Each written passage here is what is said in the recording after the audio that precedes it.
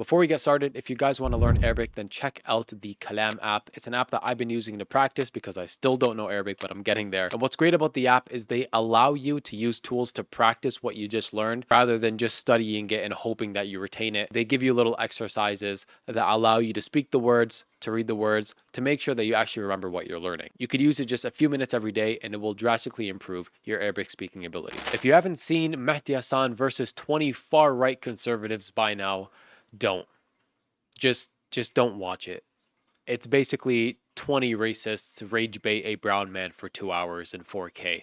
There's like really nothing more you're going to get out of this except heightened anger and maybe anger management problems. Jubilee really like scraped the bottom of the barrel for this one. Like they really just went to the worst of the worst. And this is, I know they do interviews for people who they bring on the show, so I know the interviews really just went like, yeah, as a white man, I just hate brown people, immigrants. Like I just get them all out, deport them. Donald Trump is, I don't know, maybe he is the Messiah. I can't tell at this point. And then Jubilee's just like, he checked all 3 boxes. Let's bring him on. Welcome to the team, man. Welcome to the team, boy. Unfortunately, I can't share any clips from the video because every time I do, Jubilee basically goes, take it down or else. So maybe I might share some audio clips, maybe not, I don't know. But you've probably seen some clips on your TikTok, and if you have, I'm sorry. The level of depravity and the level of degeneracy with these people is so vile. You have one guy who said to Mehdi Hassan's face, Mehdi Hassan is like, I'm an American immigrant. And the white guy's like, get out. Get the F out. What? Excuse me? What? Like, what is this? Seriously. The guy to his face is get out. Then you have another guy who's a white guy, right? He's white, arguing that he's Native American.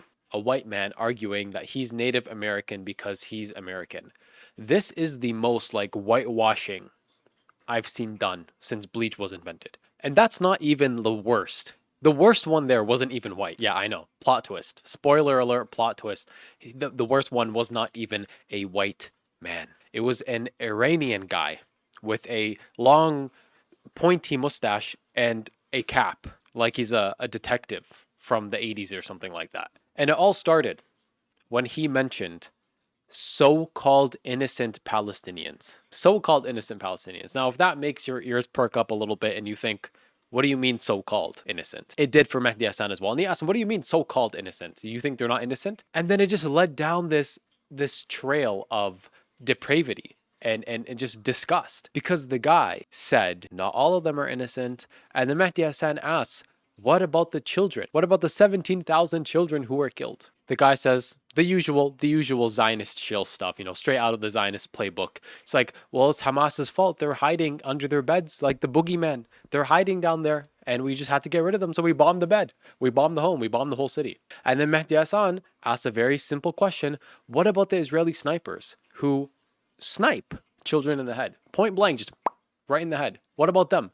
Do you blame Hamas for that as well? And the guy asks, what if they were wearing a suicide vest? An 8-year-old child? Then he went down the route of trying to say, oh, they're brainwashed and they brainwashed them on TV and whatever from a young age. And are we really justifying killing children? Seriously? And it's funny because like the far right conservatives, almost like borderline racists, all raise their flag like, get this guy out of here. We wouldn't go that far. Like the level, like this guy he's like the definition of controlled opposition. I think someone from the Palestinian side planted him just to make Zionists look bad because there's no way they just always look this bad. But I mean, they're Zionists, so then again, I'm not really that surprised. But all this plays into another very, very important point, which is Jubilee sucks.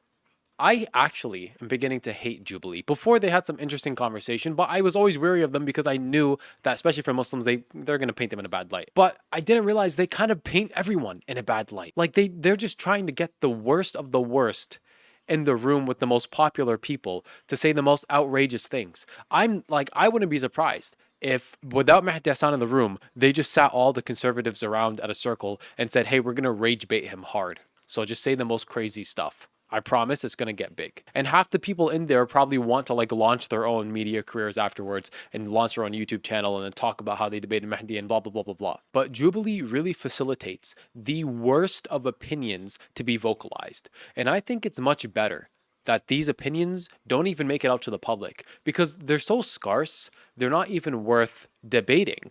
Like general far right conservatism should be debated, yeah.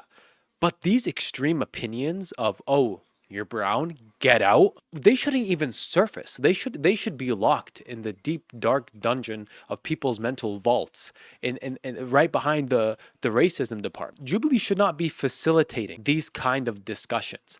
And why is it that they do this? Why? It's because they know it blows up. They know that negative and that nasty and that deep dark, I'm so shocked this person said this, just blows up. And it's working. The video in like a day got 2 million views. And Jubilee's a big channel, yeah, for sure. But like it's everywhere, man. That's 2 million just on YouTube from that one video. Jubilee's also posting a bunch of TikToks about it, and everyone's posting a bunch of TikToks about it. Just the worst moments, just shining a light on them, saying, hey, watch this.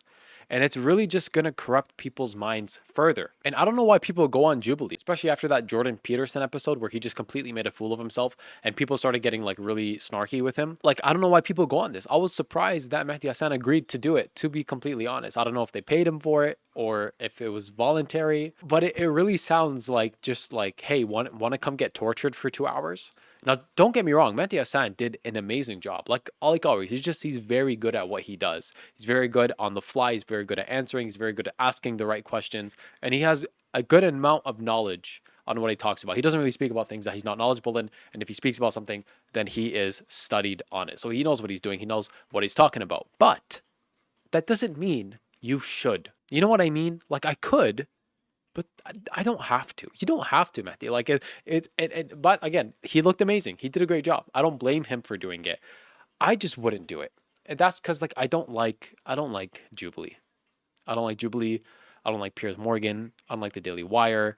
I wouldn't want to be on their platform to do something. I would like to bring them on my platform. Or maybe at least meet in the middle. But again, it worked out greatly, I think, for Mehdi. So I can't really blame the guy. Yeah, Jubilee just like they're terrible. They thrive off of chaos and controversy, and they just give ground to the worst of opinions, the worst of scummy people, and the worst of scummy opinions to just proliferate in front of everyone, the eyes, the ears, the minds of every normal human being in the world. And I would love to say, guys, just stop watching them. But I know you won't. I know, like, it's just hard not to. It's shocking. It's crazy. It's insane. It's entertaining. So I don't really know what to do with it. I'm just going to leave this as is. At the end of the day, it is what it is. To each their own. And I'm going to leave you guys with that, inshallah. If you want to create content and contribute positively to the media sphere as a Muslim, check out Muslim Influencer Academy. We created a boot camp comprised of everything you need to know to be a content creator and master content creation as a Muslim. Click the link down below to book a call and sign up today, inshallah. With that being said, I'll see you guys on the next one. Assalamu alaikum wa rahmatullahi wa barakatuh.